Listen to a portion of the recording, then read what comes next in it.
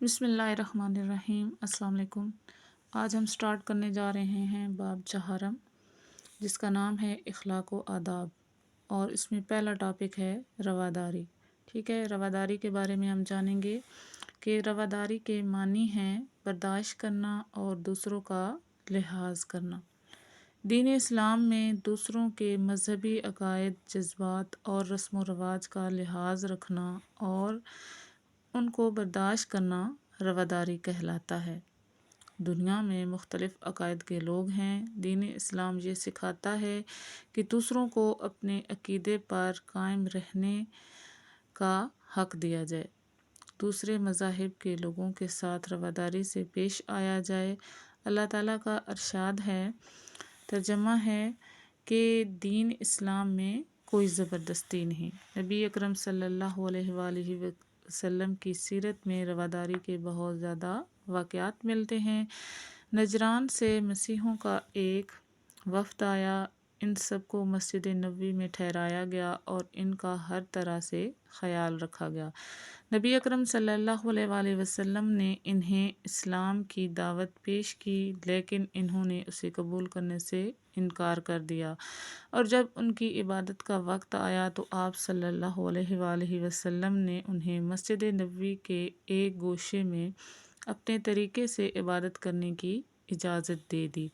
یہ رواداری کی بہت بڑی مثال ہے، یعنی کہ نبی کریم صلی اللہ علیہ وآلہ وسلم کے پاس غیر مسلموں کا وفد آیا اور انہوں نے نبی کریم صلی اللہ علیہ وسلم کی دعوت پر اسلام بھی قبول نہیں کیا، لیکن اس بات پہ رسول پاک صلی اللہ علیہ وسلم جو ہے وہ ان کو غصہ نہیں آیا، بلکہ انہوں نے جب ان کی عبادت کا وقت آیا تو انہیں مسجد نبوی میں عبادت کرنے کی اجازت دے دی۔ اس چیز کو کیا کہتے ہیں؟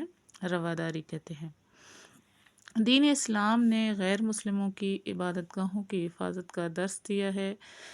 عہد خلافت راشدہ میں بھی غیر مسلموں کی عبادت گاہوں کا احترام برقرار رکھا گیا۔ خلفائے راشدین رضی اللہ نے کبھی بھی مذہب کے معاملے میں جبر کا رویہ اختیار نہیں کیا، یعنی کہ کسی بھی انسان کو زبردستی مسلمان نہیں کیا گیا۔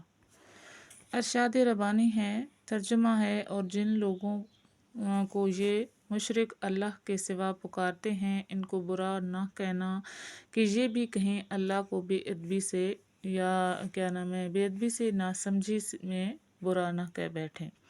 یعنی کہ ہمیں کسی کے جو بھی عقائد یا عقیدہ کوئی اور رکھتا ہے، ہمیں اس کے خداؤں کو برا نہیں کہنا چاہیے، کیونکہ اگر ہم اس طرح کریں گے تو وہ بھی بے ادبی سے ہمارے اللہ کو برا نہ کہہ بیٹھیں۔ کسی کو خوش کرنے کے لیے عقیدہ یا نظریہ بدلنا رواداری نہیں ہے۔ ٹھیک ہے، اگر ہم کسی کو خوش کرنا چاہیے تو ہم اپنا مذہب یا عقیدہ نہیں چھوڑ سکتے۔ رواداری کا مطلب ہرگز یہ نہیں کہ غیر مسلم کو خوش کرنے کے لیے ہم دین اسلام کی تعلیمات پر عمل کرنا چھوڑ دیں۔ بلا شبہ اسلام غیر مسلموں کو بہت سے حقوق دیتا ہے۔ ہمارے ملک میں مختلف عقائد اور مذاہب کے لوگ رہتے ہیں، اس لیے ہمیں ایک دوسرے کے مذہبی عقائد اور معاشرتی رسم و رواج کا احترام کرنا چاہیے۔ کسی کو اس کے مذہب، علاقے، رنگ یا نسل کی وجہ سے تنگ نہ کیا جائے۔ ہر انسان کے بنیادی اور فطری حقوق برابری کی بنیاد پر ادا کیے جائیں۔ ایسا معاشرہ ہی سماجی ہم آہنگی اور رواداری کی جیتی جاگتی مثال بن سکتا ہے۔ رواداری کے فوائد کیا ہیں؟ کہ اگر آپ رواداری اختیار کرتے ہیں تو اس کو فوائد کیا ہیں؟ نمبر 1 ہے، جس معاشرے میں رواداری ہو اس معاشرے میں ہر طرف امن ہوتا ہے۔ دوسرے، ایک دوسرے کی رائے اور جذبات کا احترام کا سبق ملتا ہے۔ نمبر 3 ہے کہ رواداری انسان میں صبر و تحمل اور عفو درگزر جیسی اعلیٰ صفات پیدا کرنے کا سبب بنتی ہے۔ ہمیں چاہیے کہ بحیثیت مسلمان نبی اکرم صلی اللہ علیہ وآلہ وسلم کی اسوہ حسنہ پر عمل کرتے ہوئے معاشرے میں رواداری کی فضا قائم کریں۔ ٹھیک ہے، باب اخلاق و آداب میں ہمارا ٹاپک رواداری کے بارے میں ہم نے پڑھا۔ اس کا معنی اور مفہوم اس کا معنی ہے برداشت کرنا، دوسروں کا لحاظ کرنا، ٹھیک ہے، کسی کے عقائد، جذبات اور رسم و رواج کے لحاظ رکھنا۔ اس کے بعد یہ ہے کہ اللہ تعالیٰ نے رواداری کے بارے میں کیا فرمایا ہے کہ دین میں کوئی زبردستی نہیں، اور نبی کریم صلی اللہ علیہ وآلہ وسلم نے اپنی زندگی میں کیسے رواداری رکھی یا کیسے مظاہرہ کیا۔ دین اسلام ہمیں رواداری کے بارے میں کیا کہتا ہے، خلفائے راشدین اور صحابہ کرام نے کیسے رواداری کی، ٹھیک ہے، اور اس کے بعد ہمیں کیا چاہیے کہ ہم اپنے ملک میں کیا کریں اور رواداری کے فوائد کیا ہیں۔ اس کے بعد جو ہے وہ ہم مشق حل کریں گے۔ مشق میں سب سے پہلا سوال ہے، درست جواب پر ٹک کا نشان لگائیں۔ رواداری کا معنی ہے برداشت کرنا، ٹھیک ہے، درست جو آپشن ہے وہ ہے برداشت کرنا۔ دوسروں کے مذہبی عقائد، جذبات اور رسم و رواج کا لحاظ رکھنا کہلاتا ہے رواداری۔ اور نبی اکرم صلی اللہ علیہ وآلہ وسلم کی خدمت میں مسیحیوں کا ایک وفد آیا نجران سے۔ نبی اکرم صلی اللہ علیہ وآلہ وسلم نے نجران کے مسیحیوں کے وفد کو ٹھہرایا مسجد نبوی میں۔ سوال نمبر 2 ہے، خالی جگہ پر کریں۔ الف ہے ہمارے پاس کہ دین میں کوئی جبر نہیں، یعنی کہ دین میں کوئی سختی نہیں ہے، کوئی ظلم نہیں ہے۔ اسلام غیر مسلموں کو بہت سے حقوق دیتا ہے۔ ہمارے ملک میں مختلف عقائد اور مذاہب کے لوگ رہتے ہیں۔ دوسروں کے مذہبی عقائد اور معاشرتی رسم و رواج کا لحاظ رکھنا رواداری ہے۔ رواداری سے معاشرے میں امن پیدا ہوتا ہے۔ سوال نمبر 3 ہے کہ الف رواداری سے کیا مراد ہے؟ تو اس کا آنسر ہم یہاں سے سٹارٹ کریں گے کہ رواداری کے معنی ہے برداشت کرنا اور دوسروں کا لحاظ کرنا۔ دین اسلام میں دوسروں کے مذہبی عقائد، جذبات اور رسم و رواج کا لحاظ رکھنا اور ان کو برداشت کرنا رواداری کہلاتا ہے۔ یہاں تک رواداری کے کوئی سے 2 فائدے تحریر کریں۔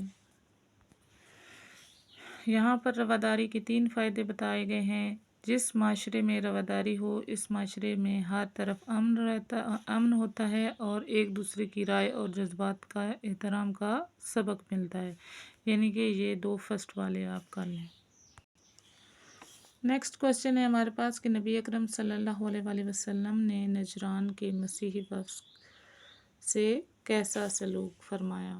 اس کا جواب یہاں سے لکھیں گے کہ نجران سے مسیحیوں کا ایک وفد آیا، ان سب کو مسجد نبوی میں ٹھہرایا گیا اور ان کا ہر طرح سے خیال رکھا گیا۔ نبی اکرم صلی اللہ علیہ وسلم نے انہیں اسلام کی دعوت پیش کی، لیکن انہوں نے اسے قبول کرنے سے انکار کر دیا، اور جب ان کی عبادت کا وقت آیا تو آپ صلی اللہ علیہ وآلہ وسلم نے انہیں مسجد نبوی کے ایک گوشے میں اپنے طریقے سے عبادت کرنے کی اجازت دے دی۔ یہاں تک، یعنی کہ یہاں سے لے کر نجران سے یہاں تک آپ کا آنسر کمپلیٹ ہوگا۔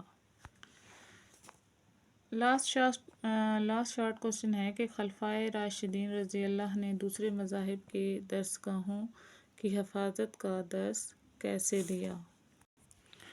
تو اس کا آنسر یہ ہے کہ خلفائے راشدین رضی اللہ نے کبھی بھی مذہب کے معاملے میں جبر کا رویہ اختیار نہیں کیا۔ سوال نمبر 4 ہے، تفصیلی جواب لکھیں۔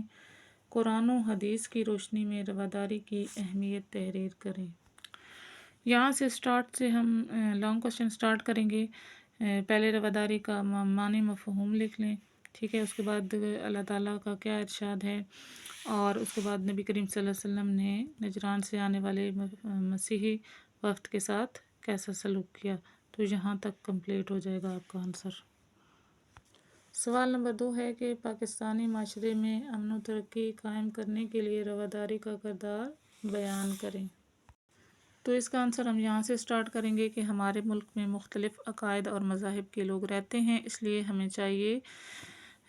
لیے ہمیں ایک دوسرے کے مذہبی عقائد اور معاشرتی رسم و رواج کا احترام کرنا چاہیے۔ کسی کو اس کے مذہب، علاقے، رنگ و نسل کی وجہ سے تنگ نہ کیا جائے۔ ہر انسان کے بنیادی اور فطری حقوق برابری کی بنیاد پر ادا کیے جائیں۔ ایسا معاشرہ ہی سماجی ہم آہنگی اور رواداری کی جیتی جاگتی مثال بن سکتا ہے۔